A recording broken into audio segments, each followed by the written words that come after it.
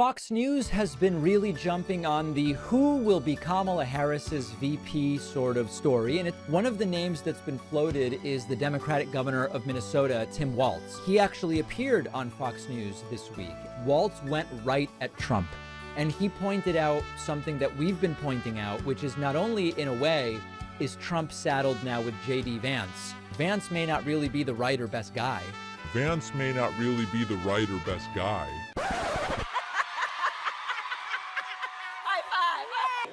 Kamala Harris questioned my loyalty to this country. That's the word she used, loyalty. Loyalty. And I'd like to ask the Vice President, what has she done to question my loyalty to this country? I served in the United States Marine Corps. I went to Iraq for this country. I built a business for this country. And my running mate took a bullet for this country. So my question to Kamala Harris is, what the hell have you done to question our loyalty to the United States of America?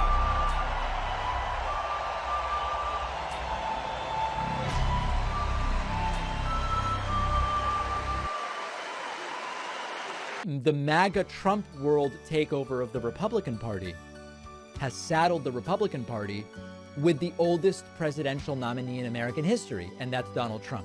By the way, say hello to oyster bunnies. Come on up, bunnies.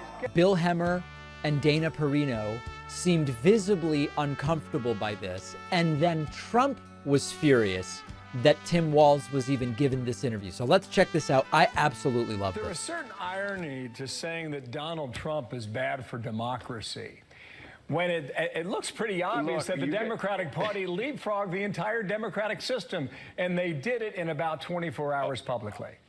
Democrats are ready to move when the situation warrants it. Look, it doesn't matter convictions. It doesn't matter failed policies. Republican Party stuck with Donald Trump. He's yours. You've got him. Welcome to it.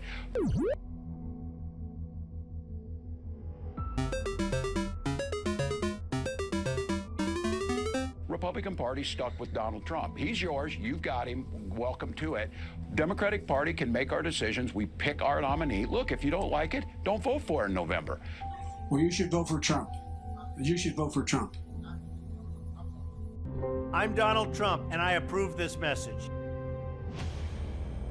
But I think the American public are going to see. This is super strong. They knew that this administration was delivering. We'll get our nominee and on to November. Hearing what you said about the record of the Biden-Harris administration, if you look at this head-to-head poll, 45-45, Biden-Trump. So, I mean, apparently the voters of Minnesota might like to have a different choice this year. During the Trump administration, we were, folks were dying because of COVID being unaddressed.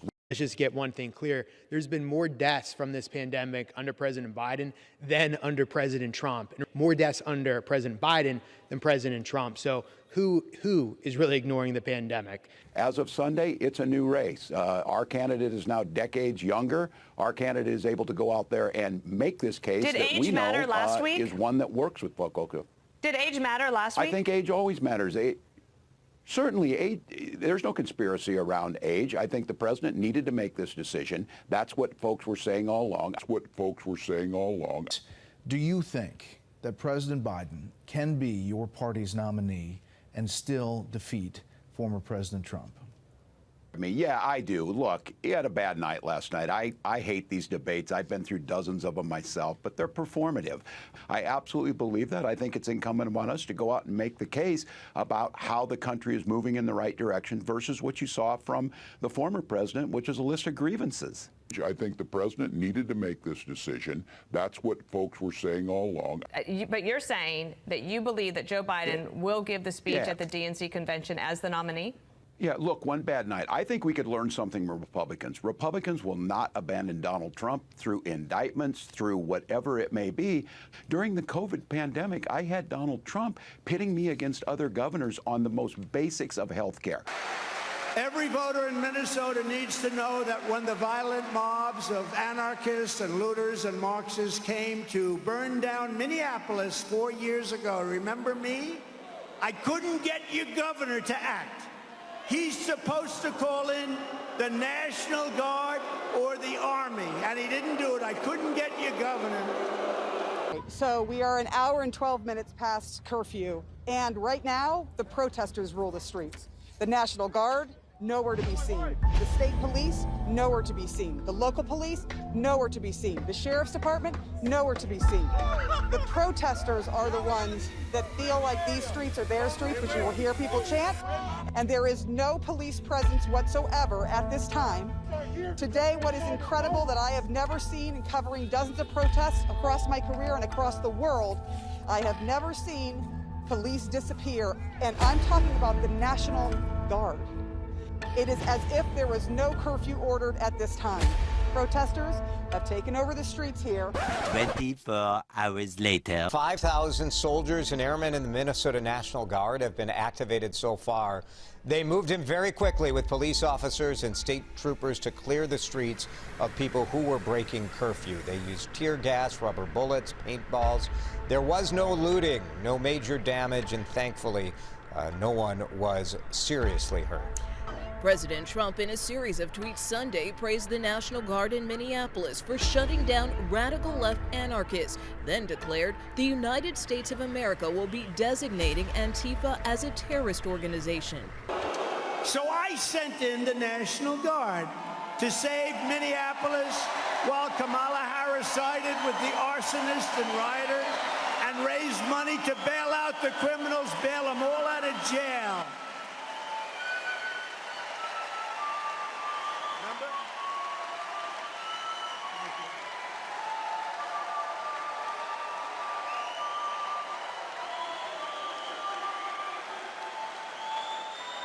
I kept waiting for his call. We knew that as far as economic numbers placed against global numbers, America's in a far better shape. And we also know that a foreign policy that respects our alliances. The Biden administration weathers fierce criticism for the Americans left behind when U.S. forces withdrew. We also know that a foreign policy that respects our alliances.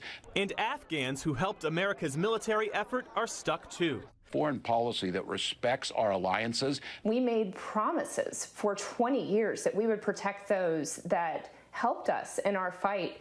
And by walking out without a competent plan to allow them to evacuate safely, we are likely creating a whole host of grievance that we will be dealing with for generations to come. A foreign policy that respects our alliances. And we made promises to close to 100,000 people. We should have made it a priority to evacuate those people before we drew down our troops. There was no rush. There was no reason that they had to be out by September 11th. Foreign policy that respects our alliances, not cozying up to dictators like Putin and Orban, is not the way to go. We have fundamentally showed that we are a weak people, that we do not keep our word, and there will be consequences for generations. Meantime, the State Department tonight acknowledging for the first time that the majority of the tens of thousands of Afghans who helped American troops are still stuck in Afghanistan under the Taliban. There isn't really anyone running against Kamala Harris. Now, you could argue, well, it's because they've been oppressed and scared against even running. Joe Biden obviously was rejected by the American people. Now they're trying to send Kamala Harris out there. I wouldn't be shocked if they tried to do another switcheroo if her poll numbers don't get a lot better. It's clear these guys don't actually care about democracy. They don't care about the will of the voters. They just care about power. Trump was watching this. Within moments of this airing on Fox News, Trump took to Truth Social and said, quote, "Why did Fox News put up Tim Walz?" Trump was watching this. Within moments of this airing on Fox News, Trump took to Truth Social and said, quote, "Why did Fox News put up Tim Walz, governor of Minnesota, where I am leading? They make me fight battles that I shouldn't have to fight." Trump was watching this. Within moments of this airing on Fox News, Trump took to Truth Social and said, quote, "Why did Fox News put up Tim Walz, governor of Minnesota, where I am leading? They make me fight battles that I shouldn't have to fight." Even just allowing a governor on from a state Trump sees that as a direct attack on his campaign. And Tim Walz kept going. I have one other clip from this where he pointed out the record is good. Are you being vetted to be a vice presidential choice for Kamala Harris? If you look at those folks you put up there, they're Democratic governors. That's because Democratic states are creating jobs. Democratic states are welcoming. Democratic states are protecting those personal freedoms. Once again, what is he doing here that is so critical? In a question about are you being vetted, he says, why wouldn't I be vetted? And why wouldn't any of these Democratic governors be vetted, given the record of the Democratic states? And I know that Republicans have been running for years on crime is up in blue cities, crime is up in blue states. Crime rate is down overall. So is the FBI cooking the numbers, or are they just being selective? The FBI isn't cooking the numbers. The news media is cooking the numbers. This is one of the most outrageous uses of statistics I have ever seen. America, some concerning numbers from the FBI as crime rates rise around the country. The agency says nearly 40% of law enforcement agencies nationwide did not submit any data to its. Crime rate is down overall. In every major city, violent crime has increased, according to the latest measurements from both the FBI and the TBI. Crime rate is down overall. The FBI says in order to assess how bad crime is nationwide, it needs the full cooperation of local law enforcement. Weewa Lee is with the Marshall Project, a nonpartisan, nonprofit news organization that covers the country's criminal justice system. Lee discovered what she calls a massive gap in crime data not being reported to the FBI.